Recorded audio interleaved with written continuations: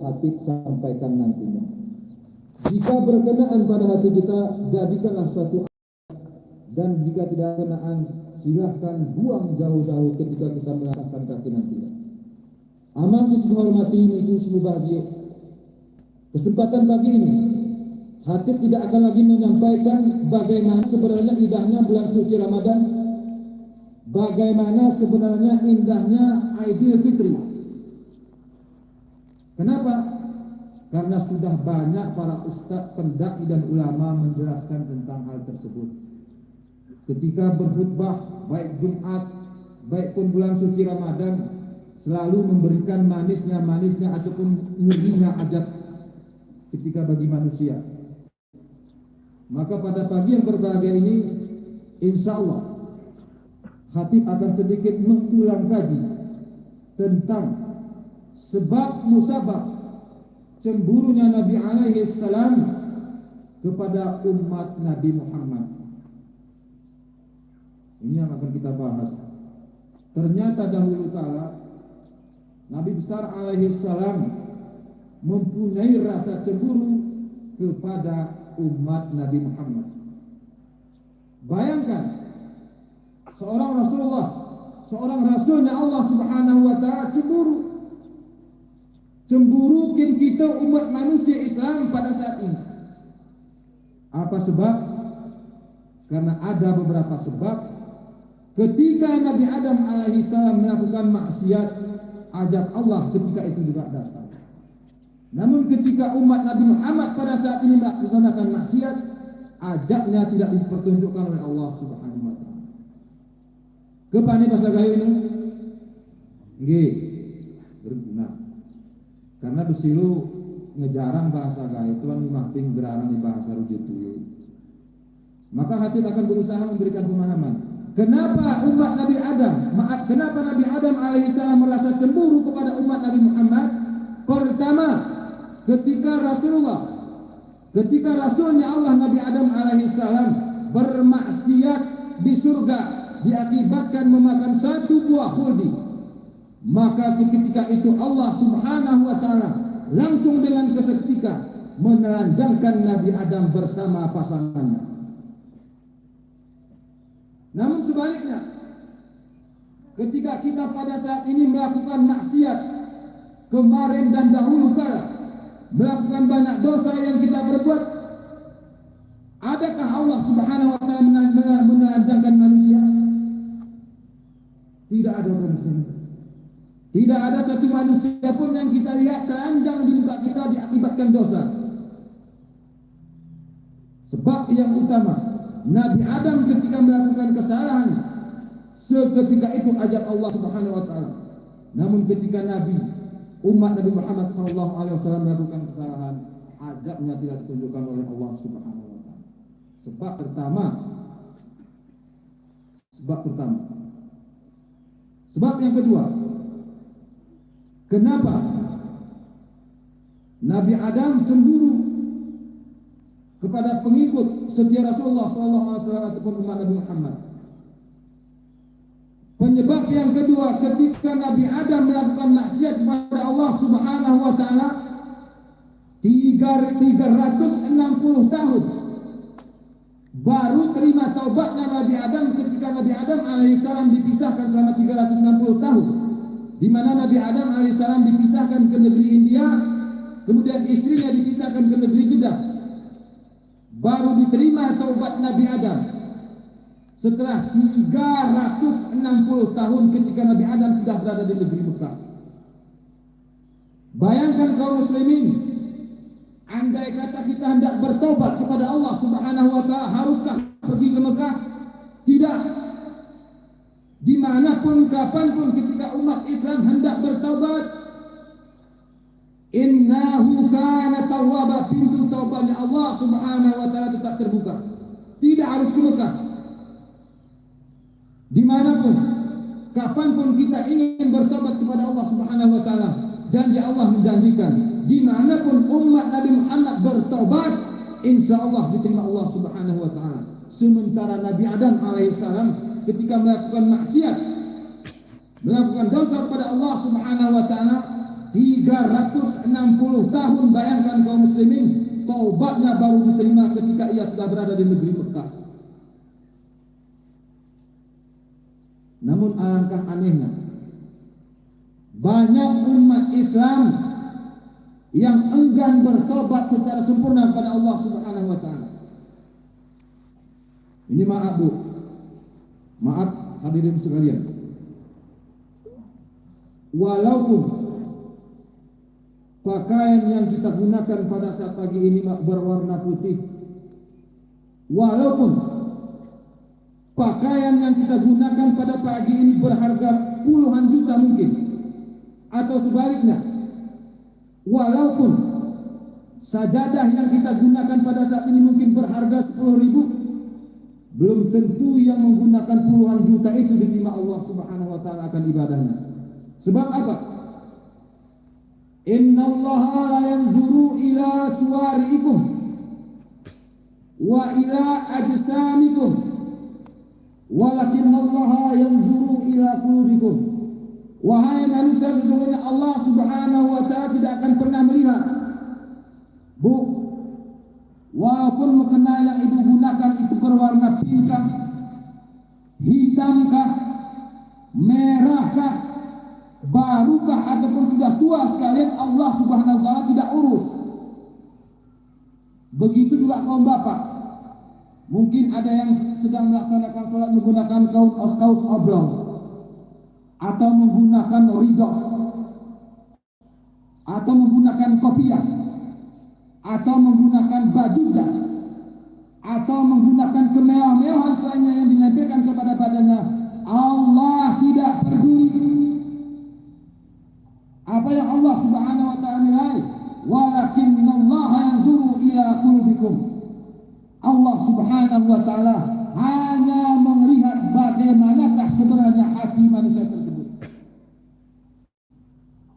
Walaupun manusia sering mengucapkan minal aidin wal faizin, mohon maaf lahir dan batin, secara zahirnya ia baik, secara batinnya ia busuk. Kenapa busuk? Kebusukan manusia akan dinampakkan Allah Subhanahu wa taala ketika manusia itu dibangkitkan di hari kiamat.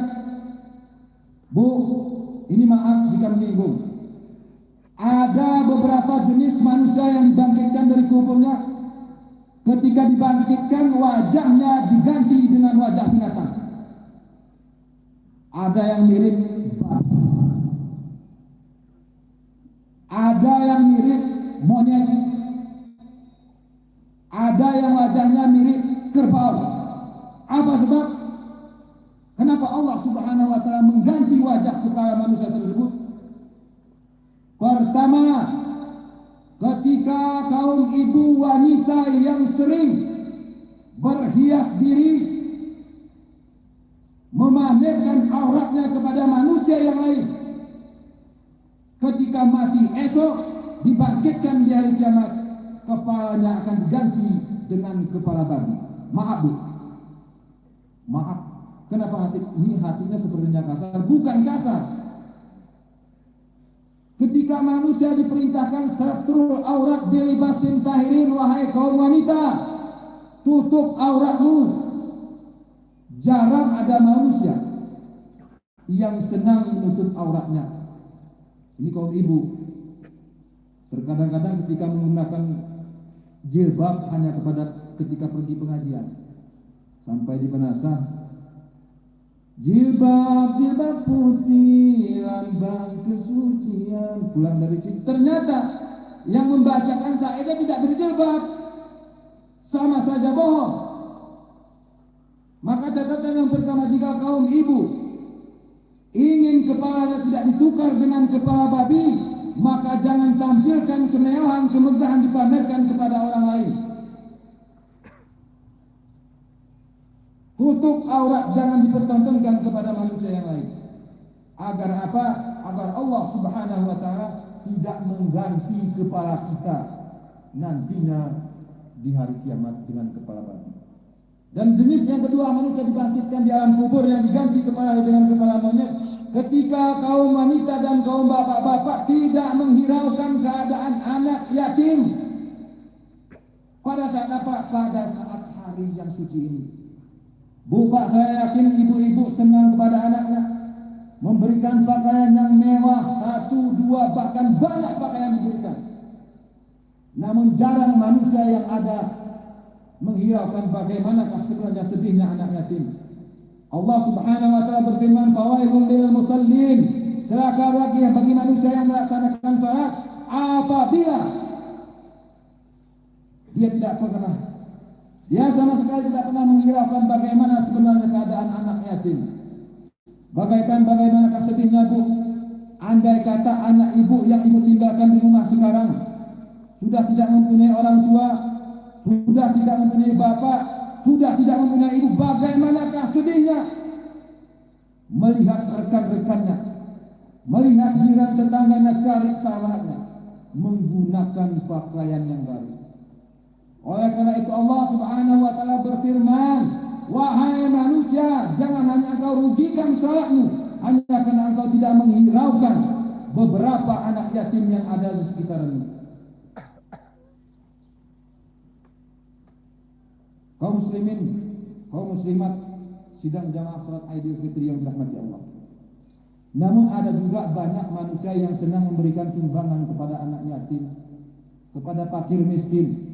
Namun sumbangannya tersebut ditolak Allah Subhanahu wa taala. Apa sebab? Kebanyakan manusia ketika memberikan sumbangan ataupun sedekah itu selalu menampilkan namanya di ujung.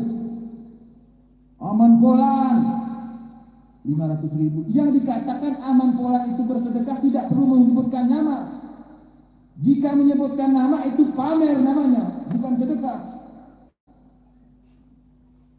Yang dikatakan bersedekah diberikan kepada orang lain, diberikan oleh tangan kanan tanpa harus diketahui oleh tangan kiri. Kaum muslimin, kaum muslimat sidang jamaah salat Idul Fitri yang dirahmati Allah. Mungkin pagi ini kita merasa panas di bawah teriknya matahari. Kita harus bersyukur kepada Allah Subhanahu wa taala. Karena tidak ada jaminan satu orang pun yang akan sampai untuk mendengarkan tausiah Ramadan ataupun tausiah Idul Fitri di tahun yang akan datang. Oleh karena itu, bersabar sejenak untuk mendengarkan apa yang kami sampaikan ini. Allah Subhanahu wa taala berbicara mengenai sebab-sebab doa manusia tidak diterima Allah Subhanahu wa taala. Walaupun dia sudah melakukan haji, umroh, namun banyak doanya tidak diterima Allah Subhanahu wa taala.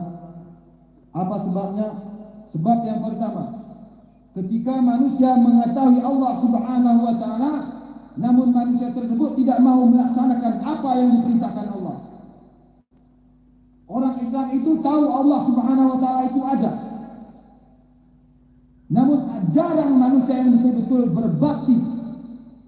Jarang manusia yang betul-betul beribadah kepada Allah Subhanahu wa taala dan meninggalkan segala larangannya. Yang kedua, kenapa dosa manusia itu banyak dan doanya tidak terima Allah Subhanahu wa taala? Manusia mengetahui adanya setan, namun kebanyakan manusia itu tunduk kepada setan. Banyak manusia yang bertuhan kepada harta. Banyak manusia yang bertuhan kepada jabatan. Banyak manusia yang bertuhan kepada istrinya. Kenapa? Karena hatinya sudah dikuasai oleh syaitan. Ketika umat Islam mendengar idza nudiya lis-salati min yaumil jum'ah, wahai manusia laki-laki, apabila diserukan terdengar ke telingamu suara azan panggilan untuk melaksanakan salat Jumat, silahkan engkau tinggalkan urusanmu, dagangmu tinggalkan, jabatanmu tinggalkan, sujud kepada Allah. Tapi buktinya banyak orang Islam ketika di hari Jumat azan berkumandang, bahkan orang Islam itu sendiri tidak pernah untuk pergi untuk melaksanakan salat Jumat. Ada yang berdagang, maka ia bertuhankan kepada dagangannya. Bu, Pak, jika hanya sekedar mengandalkan KTP doang, mungkin ada umat Islam yang masuk surganya Allah Subhanahu wa taala walaupun di KTP dibuat agama Islam, bukan sebagai syarat utama manusia mendapat ridho Allah Subhanahu wa taala. Kenapa? Baru akan diberikannya surga Allah Subhanahu wa taala kepada manusia beserta ridhanya. Haruslah manusia itu mengucapkan 2 kalimat syahadat, mendirikan salat, berpuasa di bulan suci Ramadan. Setelah itu keluarkanlah zakat. Kita lihat banyak orang Islam ketika bulan suci Ramadan tidak melaksanakan ibadah puasa. Banyak orang Islam yang hanya sekedar numpang di Islamnya tersebut. Oleh karena itu, melalui waktu yang sangat singkat ini, khatib menyampaikan kepada kita bersama, jika kita ingin mendapat ridhonya Allah Subhanahu wa taala, maka yang pertama, mari kita berusaha untuk ikhlas beramal dan beribadah. Melaksanakan ibadah walaupun di panas terik seperti ini, ikhlas kepada Allah Subhanahu wa taala. Yang kedua, mari kita berusaha untuk mensucikan lahir dan batin, itulah sebenarnya hakikat daripada manusia. Jika hanya sekedar minal aidin wal faidin, dibatas bibir saja, yang dimaksud suci lahir dan batin, memaafkan orang lain dan memberi maaf kepada orang yang kita berikan kesalahan tersebut. Siapa yang kita berikan salah, siapa yang berikan salah, bukan itu yang kita tuntut. Yang kita maksud bagaimana agar amal ibadah kita diterima Allah Subhanahu wa taala, suci lahir dan suci batin. Kaum muslimin wal muslimat, sidang jamaah salat Idul Fitri yang dirahmati Allah. Mudah-mudahan melalui waktu yang sangat singkat ini ada faedah dan nampaknya kepada kita bersama. Apa yang kami sampaikan tadi menjadi suatu iktibar bagaimana sebenarnya cintanya Allah Subhanahu wa taala kepada manusia, kepada orang Islam, dibandingkan dengannya cinta Allah Subhanahu wa taala kepada Nabi Adam. Ketika Nabi Adam bermaksiat, Allah Subhanahu wa taala langsung menanjangkan Nabi Adam. Ketika umat Islam bermaksiat, Allah tetap tidak menelanjangkan umat Islam tersebut. Itu salah satu contoh kecil. Maka mari bersama-sama kita tingkatkan amal ibadah kita kepada Allah Subhanahu wa taala dan kita berdoa kepada Allah Subhanahu wa taala. Mudah-mudahan kita diberikan umur yang panjang agar bisa kembali bertemu dengan bulan suci Ramadan yang akan datang. Hadirin sekalian, sebelum kita meninggalkan tempat salat Id kita ini, maka kami mengajak mari kita bersama-sama untuk mengangkatkan tangan kepada Allah Subhanahu wa taala, memanjatkan doa. Mudah-mudahan apa yang kita lakukan dalam bentuk ibadah diterima Allah Subhanahu wa taala dan segala dosa kita diampunkan Allah.